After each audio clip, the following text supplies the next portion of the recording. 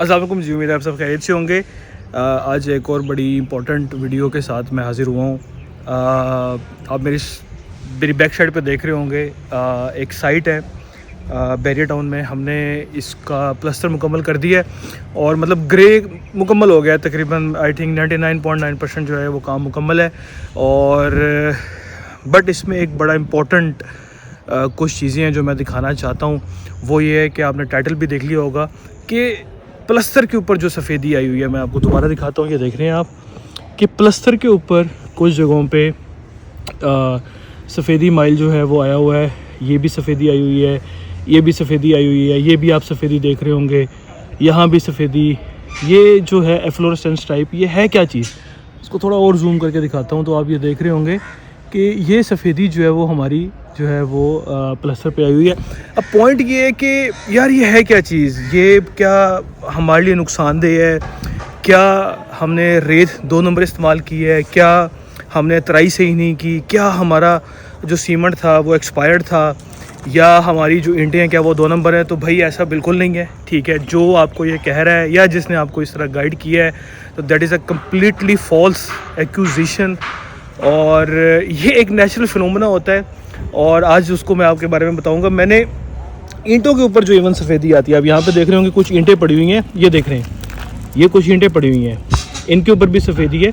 ईंटों के ऊपर जो सफ़ेदी आती है, क्यों आती है, उसको भी मैंने डिटेल में डिस्कस किया था। लेकिन आज प्लस्तर के ऊपर जो ये सफ़ेदी है, इसको जो है ना वो हम डिटेल में डिस्कस करेंगे। तो इसको करीब से जाके एक दफ़ा देखते हैं कि भाई ये है क्या चीज़ और क्या मामलात हैं, क्या चीज़ें हैं और होती किस तरह की है। इसको मैं करीब जाके दिखाता हूँ। ये देखिए, ये चौक नुमा है। ये मैंने हाथ साफ़ किया। इधर मैं फेरूंगा तो इधर तो इस तरह का कोई निशान नहीं आएगा। ये हाथ पे मैं इसको फेर रहा हूँ, लेकिन आप इधर देखेंगे तो ये एक चौक की तरह जो है ना ये उतर रही है। इसमें भी देखेंगे आप तो ये देखेंगे चौक की तरह जो है ना ये उतर रही है। ये आप देखेंगे इसको, ये चौक की तरह जो है ना ये सारा लग रहा है। तो भाई ये है क्या चीज़? ये इस पूरे घर पे आई हुई है और इंटरनल साइड पे भी कई जगहों पर है और एक्सटर्नल। ये मैं आपको एक्सटर्नल से इसलिए दिखा रहा हूँ क्योंकि अंदर काम हो रहा है, अंदर काफ़ी शोर होगा। आपको लेके जाऊँगा तो आवाज़ ही नहीं आपको आएगी। तो इसको हम टेक्निकल लैंग्वेज में एफ्लोरेसेंस कहते हैं। ये सल्फ़र डिपॉजिट्स होते हैं। इसके ऊपर यूरोपियंस ने, अमेरिकन ने ऑलरेडी बहुत रिसर्च की हुई है। मैंने पिछली वीडियो में भी जो है वो रिसर्च पेपर शेयर किए थे और इस वीडियो में भी मैं उन रिसर्च पेपर के लिंक्स जो है वो डिस्क्रिप्शन पे शेयर करूँगा। अगर आप इसके मुतालिक रिसर्च करना चाहते हैं, पढ़ना चाहते हैं तो लाजमी पढ़िएगा। ये आप हाथ देख रहे हैं, सफ़ेद हाथ मेरा हुआ है, ठीक है। ये ना ही 2 नंबर या गंदी रेत इस्तेमाल करने की वजह से है, ना ही ये सीमेंट एक्सपायर इस्तेमाल करने की वजह से है, ना ही ये वर्कमैनशिप का मसला है। आखिर ये मसला क्या है? ये मसला ये होता है कि एफ्लोरेसेंस होते हैं, सल्फ़र डिपॉजिट्स होते हैं, वाइट कलर के ये कह लें कि सब्सटेंस होता है जो आपकी बिल्डिंग के अंदर होता है। और जब हम इस पे तराई करते हैं, इसका काम कर रहे होते हैं, ये तो अंदर ही ये कह लें कि रिज़ाइड कर जाता है। सल्फ़र डिपॉजिट्स होते हैं, ये कह लें कि इनको सल्फ़र डिपॉजिट्स कह लें, क्लोराइड्स कह लें, एफ्लोरेसेंस कह लें, डिफरेंट तरह के सब्सटेंसेस हैं। तो ये अंदर ही होते हैं।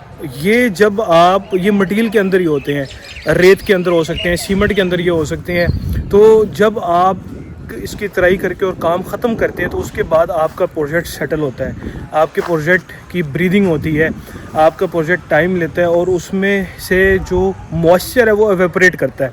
तो जब मॉइस्चर एवेपोरेट करता है तो जो पीछे उसके सल्फ़र डिपॉजिट्स रह जाते हैं, जो पीछे सॉल्युबल साल्ट्स रह जाते हैं, वो उभर के सामने आ जाते हैं। ये एक केमिकल प्रोसेस है। अगर आपने 9th-10th में केमिस्ट्री पढ़ी होगी तो उसमें भी बताया होता है कि अगर किसी लिक्विड के अंदर अगर कोई साल्ट्स मिक्स हैं और अगर लिक्विड एवेपोरेट कर जाता है यानी बुखारात बन के उड़ जाता है तो पीछे हमारे वो साल्ट्स बचते हैं। तो ये वही साल्ट है।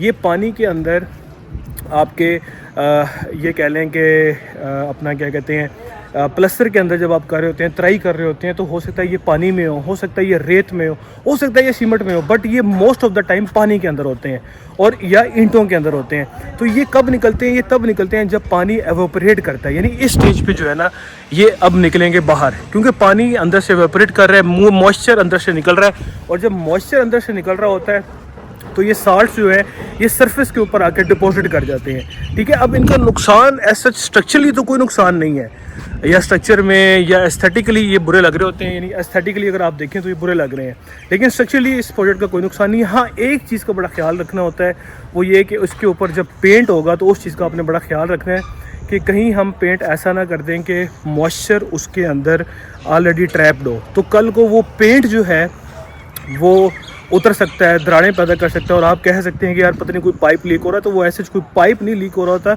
वो होता ये है कि अभी नमी अंदर ही है, स्ट्रक्चर के अंदर ही नमी है, प्लस्तर के अंदर ही नमी है, नमी बाहर नहीं निकली, इतनी स्ट्रक्चर को धूप नहीं पड़ी, और हमने उसके ऊपर पेंट कर दिया और हमने उस पानी को बाहर निकलने का रास्ता रोक दिया।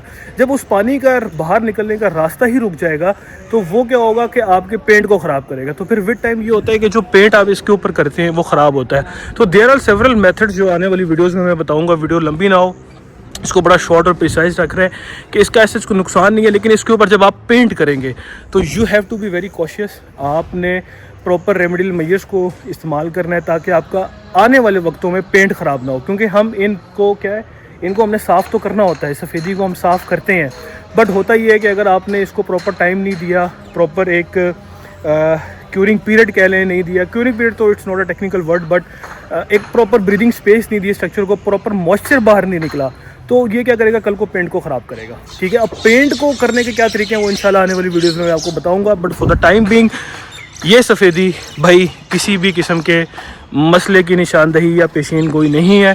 अगर आपके घर पे कहीं भी पाकिस्तान में या दुनिया में कहीं भी ये सफ़ेदी आ रही है तो it's not a dangerous thing, ये वर्कमैनशिप और बाकी चीज़ों की इसमें किसी किस्म का मसला नहीं है। तो इस तरह की मज़ीद टेक्निकल वीडियोज़ देखने के लिए आप हमारे चैनल को लाइक, सब्सक्राइब और शेयर कीजिएगा।